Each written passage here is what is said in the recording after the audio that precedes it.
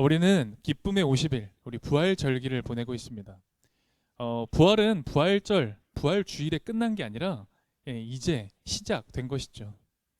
우리가 예수님의 부활 사건이라고 하면 이제 우리는 흔히 예수님의 그 십자가의 고난을 제일 먼저 떠올리게 됩니다. 사순절도 떠오르고요. 그리고 그 십자가를 지시고 부활하심으로 이 십자가와 부활이 전부인 것처럼 생각하게 되는데요. 사실은 전혀 그렇지 않습니다. 십자가와 부활, 또 그 이후에 예수님이 이 땅 가운데서 40일간 머물러 계셨다라고 이 사도행전은 밝히고 있어요. 그래서 예수님이 부활하시고 나서 예수님은 무엇을 하셨을까? 어떤 말씀을 하셨을까를 살펴보는 게 이 부활절기를 보내는 우리들에게 참으로 유익하리라 생각이 듭니다. 부활하신 예수님을 처음 만난 주인공은 바로 막달라 마리아였습니다. 오늘 본문을 보면 이 베드로와 요한이 같이 무덤에 있었습니다. 그런데 이 두 사람은 너무너무 큰 두려움 가운데 돌아가 버리죠. 하지만 이 마리아는 그 자리를 지켰습니다. 도대체 무엇이 이 한 여성을 그토록 담대하게 만들었던 걸까? 저는 그렇게 생각해 봤어요. 예수님을 사모하고 사랑했기 때문이겠다. 정말 예수님을 사랑했던 거죠. 여러분, 사랑은 두려움을 몰아냅니다. 사랑은 어두움을 몰아내는 거죠. 그녀가 무덤 앞에 갔습니다. 분명히 굳게 닫혀 있어야 할 무덤의 문이 활짝 열려 있었던 거예요. 슬피 울며 그 무덤 안을 들여다보니 글쎄 예수님의 시신이 보이지 않는 겁니다. 그리고 그 시신이 놓여야 할 그 자리에 흰 옷을 입은 두 천사가 앉아 있었던 거예요. 천사가 이렇게 얘기를 합니다. 여자여, 어찌하여 우느냐? 우리 13절이 나오죠. 그러니 마리아가 이렇게 대답을 합니다. 사람들이 내 주님을 옮겨다가 어디에 뒀는지 알 수가 없습니다. 예수님이 보이지 않습니다. 예수님의 시신이 없어졌습니다. 그렇게 얘기를 했던 거죠. 마리아가 이 말을 하고 뒤를 돌아보니 한 사람이 서 있었습니다. 그 사람은 바로 부활하신 예수님이셨죠. 그런데 마리아는 그 뒤에 서 있는 사람이 그 동산직이라고 생각했습니다. 당시 그곳을 관리하는 관리인이다라고 생각했던 거죠. 혹시 당신이 옮겼으면 예수님의 시신이 어디 있는지 내게 좀 알려주십시오. 그렇게 15절에서 이 마리아가 이야기를 하죠. 전혀 예수님인 줄 알아보지 못해요. 그런데 그때 예수님이 마리아를 부르십니다. 마리아야, 마리아야. 예수님을 부르십니다. 마리아는 아주 익숙한 음성을 들었습니다. 그 음성을 듣자 예수님을 알아봅니다. 부활하신 예수님을 알게 되죠. 그래서 이렇게 외쳤죠. 선생님이여. 오늘 본문에는 라보라고 나와 있습니다. 부활 아침, 부활하신 그 예수님을 만나는 막달라 마리아. 굉장히 극적이고요. 또 부활하신 예수님을 만난 그 장면을 상상해 보면 진짜 감동적이죠. 그런데 우리 잠시 그 감동은 뒤로 하고 여러분 혹시 그런 생각은 들지 않으셨습니까? 조금 이상한데? 조금 이해 안 되는 부분이 있는데 혹시 그런 부분은 없으셨어요? 저는 이상하더라고요. 막달라 마리아가 그토록 예수님을 사랑하고 그리고 그 두려움까지도 다 극복한 채 예수님 무덤 곁에 있었는데 그런데 도대체 왜 예수님을 알아보지 못했을까요? 분명히 뒤에서 서 계셨고 내 눈으로 바라봤고 심지어 그 가까운 곳에서 예수님을 맞이했을 텐데 근데 왜 이 막달라 마리아는 예수님을 전혀 알아보지 못했을까? 이상하지 않으십니까? 저는 이렇게 생각했어요. 막달라 마리아 자신이 생각했던 예수님이 있었던 겁니다. 내가 생각하는 예수님이 있던 거죠. 지금 마리아의 마음속에, 마리아의 생각 속에 존재하는 예수님은 죽어있는 예수님이었던 거죠. 지금 무덤에 누워 계셔야 할 분이었던 겁니다. 그녀가 준비해간 향품을 그 시신에 발라 그래서 그 장례를 치러야 될 수동적인 존재로 생각했던 거죠. 살아서 움직이는 존재라고 전혀 생각하지 않았던 겁니다. 사람들에게는 저마다의 관점이라는 게 있습니다. 여러분도 다 본인만의 관점이 있죠. 그런데 동시에 그 관점이 깨지지 않는 프레임이 되기도 합니다. 우리 각자가 다 이 세상을 바라보는, 또 사람을 바라보고 상황을 이해하는 프레임, 관점이 있습니다. 그런데 우리가 그 프레임을 벗어나서 다른 생각을 한다는 게 사실 생각보다 쉽지 않습니다. 그 안에 갇혀서 사실 늘 생각하고 이해하기 마련이죠. 프레임이 나 자신을 보호하는 역할도 해줍니다. 네, 그렇죠. 그런데 동시에 나를 가두기도 합니다. 우리 요즘을 살아가는 이 시대를 프레임의 전쟁이라고 하잖아요. 여러분은 혹시 좀 공감을 하십니까? 저는 어느 때 공감을 많이 하냐면 뉴스 볼 때, 그리고 우리 또 한 주에 그 선거가 있었잖아요. 이 선거판을 볼 때 많이 그런 생각이 들었어요. 종북 프레임을 가진 분들이 계십니다. 종북 프레임이 있는 사람들은 이 민주당을 아직도 이 빨갱이 집단이라고 생각하죠. 네. 들어보셨죠? 그런 이야기? 또 반대로요. 보수적인 신앙을, 보수적인 그런 정치 성향을 가지신 분들을 생각해 볼 수가 있습니다. 반대로 80년대 민주화 프레임에 갇힌 사람들도 있습니다. 80년대 민주화 프레임에 갇혀서, 그래서 아직도 검찰이 예전처럼 죄 없는 사람 붙잡아 놓는다라고, 죄 뒤집어 씌운다라는 그 80년대 민주화 프레임에 갇힌 분들도 계시죠. 뭐 우리들 중에 그런 분들이 계실 수도 있습니다. 너무 정치 얘기하면 좀 위험한가요? 네. 다들 좀 아슬아슬하다 이렇게 보시는 것 같은데, 그럼 우리 교회 얘기 한번 해볼까요? 교회에도 좀 보수적인 신앙을 가진 교회 신앙인들, 그리스도인들이 있습니다. 그런 분들은 동성애자들을 거의 인간 취급하지 않습니다. 네. 이거 마이크 들어가면 안 되니까. 네, 맞죠? 제가 일부러 마이크 떼고 얘기했습니다. 또 전혀 반대로요. 아주 진보적이고, 그리고 그 보수적인 것과는 좀 다른 생각들을 가지신 진보적인 그리스도인들의 신앙인들은 오히려 어떤지 아십니까? 그 보수적인 어떤 신앙을 가진 분들을 제정신이 아닌 집단이라고 생각합니다. 네. 깨지지 않는 강철 프레임 같은 것들이에요. 우리한테 다 사실은 그런 프레임들이 있습니다. 그런데요, 참 놀라운 건 부활 신앙도 그래요. 부활 신앙도 사실 그런 프레임들이 있습니다. 어떤 분들은요, 그렇게 얘기하시더라고요. 교회 다니시는 분들입니다. 교회 다니시는 분들인데 그런 얘기를 해요. 예수님 부활하지 않으셨다라는 거예요. 예수님의 부활은 없다. 어떻게 예수님이 부활하냐? 그렇게 생각하시는 분들이 계시더라고요. 부활이 없다라기보다는 자신이 이해하는 부활은 이런 거래요. 내가 예수님을 떠올릴 때 내 마음속에서 예수님이 부활하시는 거다. 그러니까 내가 예수님을 기억하고 예수님을 떠올리면, 그러면 내 마음속에 예수님이 부활하시는 거 아니냐, 이런 얘기를 하더라고요. 맞나요, 이게? 맞습니까? 그러면 내가 세종대왕 떠올리면 세종대왕도 부활하는 거죠. 내가 우리 돌아가신 할머니도 떠올리면 우리 할머니 부활하는 거 아닙니까? 그렇게 따지면 부활은 그런 게 아닐 텐데 말이죠. 사실 예수님이 몸으로 부활하셨다, 3일 만에 부활하셨다라는 이 몸의 부활을 믿는 건 이 제자들에게조차도 굉장히 믿기 어려운 일이었습니다. 우리 지난주 누가복음의 이 똑같은 상황을 살펴봤어요. 그때 예수님이 제자들에게 찾아오십니다. 그래서 평안하냐, 너에게 평강이 있을지어다, 이렇게 예수님이 찾아오시거든요. 그때 제자들이 이 부활하신 예수님을 보고 어땠을까요? 기뻐했을까요? 와, 예수님이 부활하셨다 하셨을까요? 아니에요. 제자들 기겁합니다. 깜짝 놀라요. 너무너무 두려워했다라고 기록합니다. 그들은 눈앞에 나타난 예수님을 귀신이라고 생각한 거예요. 아니, 지금 죽었는데 왜 여기 계시지? 너무너무 놀랐던 겁니다. 그래서 예수님이요, 좀 섭섭하셨던 것 같아요. 이런 얘기를 하세요.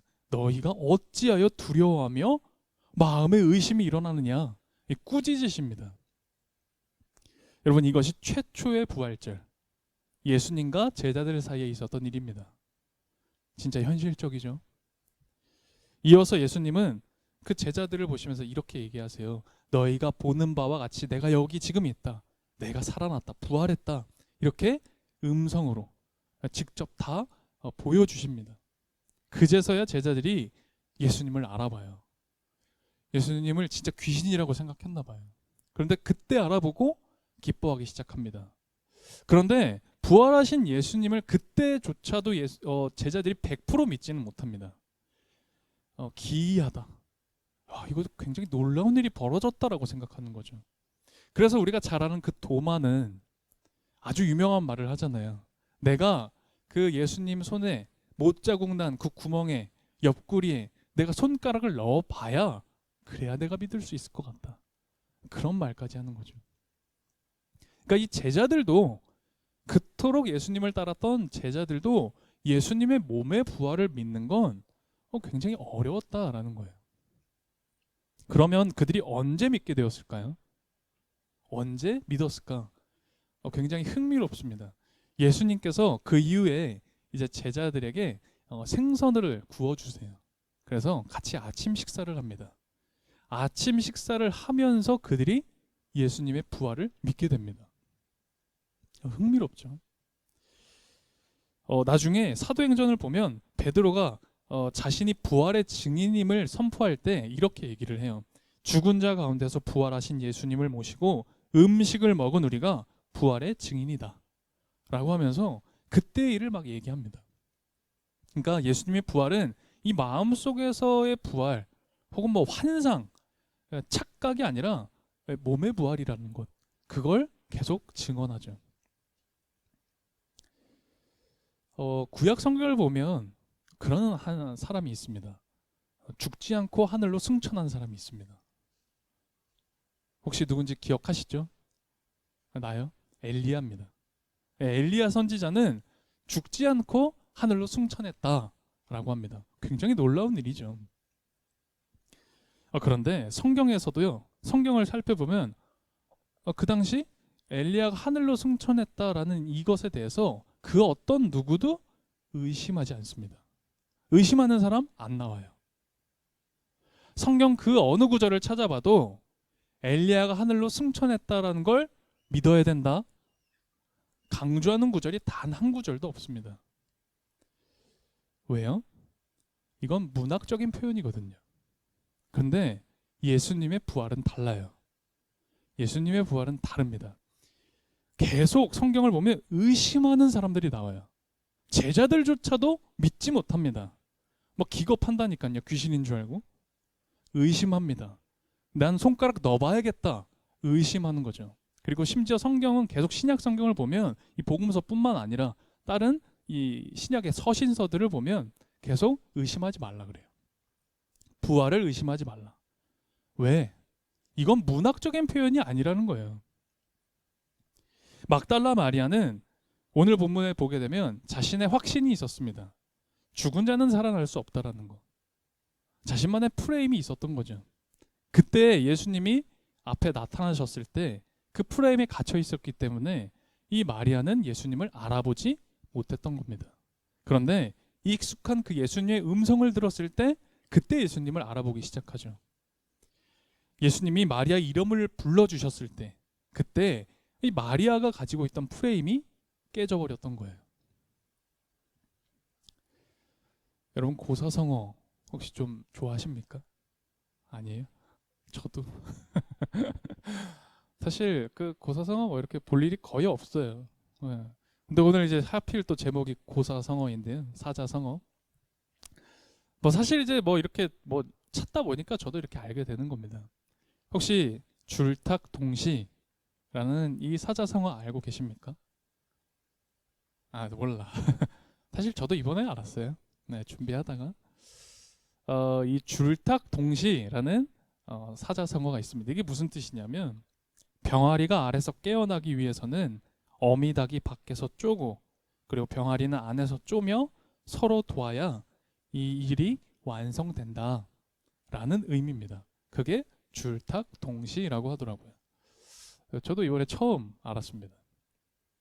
실제로 이제 닭이 알을 낳으면 한 20여일간 알을 품고 있다고 해요. 그러면 이제 다 그 알 안에서 자라게 된 병아리는 그 알을 깨고 나오려고 이렇게 쫍니다. 쪼는데 그 쪼는 힘이 사실 너무 이제 좀 약한 거죠. 그래서 그 약하게 쪼는 거를 줄이라고 합니다. 줄. 그리고 그 이렇게 쪼는 소리를 어미닭은 듣는데요. 그러면 그 소리를 듣고 이제 깨고 나오지 못하는 그것을 도와준다고 합니다. 그래서 그걸 같이 밖에서 쪼아주면 그것을 깨고 나오게 되는데 그때 어미가 쪼아주는 걸 탁이라고 하는 겁니다. 그러니까 이 줄과 탁의 시간이 만났을 때, 줄과 탁의 시간이 있을 때 그때 병아리는 알을 깨고 밖으로 나올 수 있는 거죠. 오늘 본문의 마리아에게도 이 줄과 탁의 시간이 있었던 겁니다. 줄탁이 있었던 거예요. 예수님의 음성을 듣고 마리아는 예수님을 알아봤던 겁니다. 예수님의 음성을 듣고 그 부활하신 예수님을 알게 되었던 거죠. 그녀의 프레임이 깨진 겁니다. 오늘 우리가 요한복음 20장 18절까지 읽었는데요. 19절, 20절을 한번 같이 살펴보기를 원합니다. 요한복음 20장 19절에서 20절까지의 말씀입니다. 우리 두 구절 같이 한 목소리로 읽겠습니다.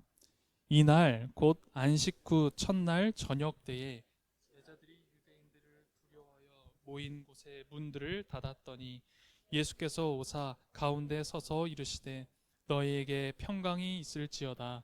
이 말씀을 하시고 손과 옆구리를 보이시니 제자들이 주를 지금 예수님은 이 굳게 닫혀 있는 문을 뚫고 들어가십니다. 어떻게 뚫고 들어가셨는지 모르겠는데 그 사이를 통과하셔서 이 문을 뚫고 제자들에게 가셨습니다. 그리고 자신이 부활하셨음을 예수님 제자들에게 알려주셨죠. 제자들이 모인 곳에 문이 굳게 닫혔다라고 오늘 표현이 나오죠. 닫힌 문을 뚫고 가신. 이 닫힌 문은 사실 제자들의 상황, 제자들의 마음, 제자들이 얼마나 절망하고 있는지를 사실 보여주는 것이기도 하죠. 닫혀버린 자신만의 그 프레임, 소망이 없구나. 나는 이제 어떻게 해야 되지? 라는 그 닫혀버린 자신만의 이 그 프레임에 갇혀 있을 때 예수님이 나타나셔서 말씀을 깨닫게 하시고 부활했음을 알려주시고 그리고 진정한 구원의 길로 인도해 주셨던 겁니다. 예수님은 그 부활을 그리고 예수님을 믿게 도와주시는 분이세요. 주님은 여러분과 저를 홀로 외로이 두지 않으십니다. 야, 어차피 인생 혼자 사는 거야. 너 알아서 나 따라와. 너 알아서 예수님 그 길 잘 찾아서 따라와 하지 않으세요. 물론 여러분과 저에게 노력이 필요합니다. 노력은 분명히 있어야 합니다. 하지만 우리가 달걀 안에서 밖으로 나가기 위해서 우리가 이리저리 그 알을 깨보려고 치고 있으면 우리 예수님께서는 분명히 그 소리를 들으시고 그리고 우리가 잘 알을 깨고 나올 수 있도록 도우시는 분이십니다. 여러분에게 그 주님의 도우심이 있기를 간절히 축원합니다. 정말 여러분과 저에게 이 줄탁의 시간이 있기를 원합니다. 예수님이 부활하셨습니다.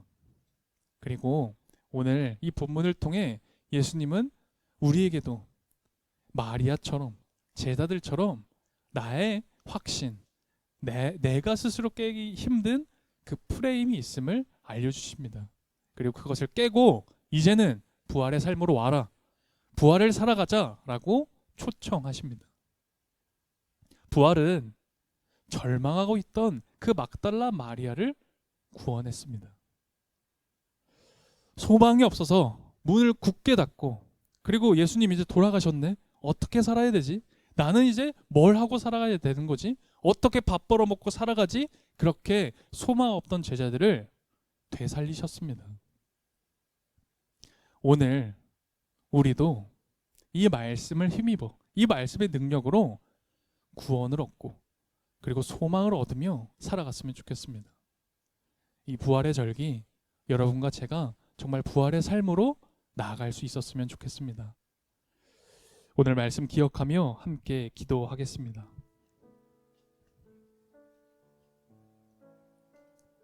우리도 부활 이유를 살아가고 있습니다. 부활 절기를 살아가고 있죠. 그러나 여전히 마리아처럼 또 제자들처럼 믿지 못하고 있는 건 아닐까요? 내가 가진 확신, 나의 경험, 나의 관계들로 인한 그 프레임에 갇혀서 어쩌면 우리가 주님을 보지 못하고 있는 것은 아닐까요? 마리아야, 마리아야, 마리아를 부르신 그 음성이, 평강이 있을지어다 말씀하신 그 음성이 사실은 오늘 우리들을 향한 음성이라 생각합니다. 그러니 이제 그 절망의 자리에서 벗어나십시오. 불신앙의 자리에서 우리 떠납시다. 깨지지 않았던 나의 프레임이 있다면 깨지길 기도합시다. 이 시간 줄과 타겟 시간이 주어지길 간절히 소망하며 기도드렸으면 좋겠습니다. 그래서 이제는 나도 부활의 삶을 살길 소망하며 기도합시다. 함께 기도하겠습니다. 주님, 제게 허락된 시간과 상황들, 모든 관계들, 때로는 너무나 기쁘고 감사하지만 때로는 괴롭고 두려울 때가 많이 있습니다. 그래서 고통과 절망을 주기도 합니다. 끊임없이 내 주먹을 움켜쥐고 낮이나 밤이나 근심하는 우리들의 모습입니다. 이 시간 간절히 주님께 간구합니다.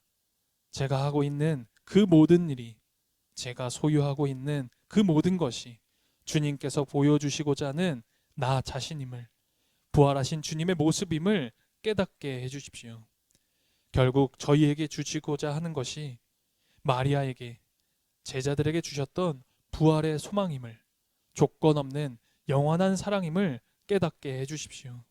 그래서 주님을 보고 기뻐했던 제자들처럼 저희들도 주님으로 인해 기뻐하게 해주십시오. 이 시간 주님께 온 성도가 마음을 모아 봉헌 드립니다. 한 사람의 교회를 세워주시고 우리 공동체가 진정한 부활의 공동체, 살아있는 복음을 전하고 생명을 돌보는 교회가 되게 해주십시오. 예수 그리스도의 이름으로 기도드립니다. 아멘.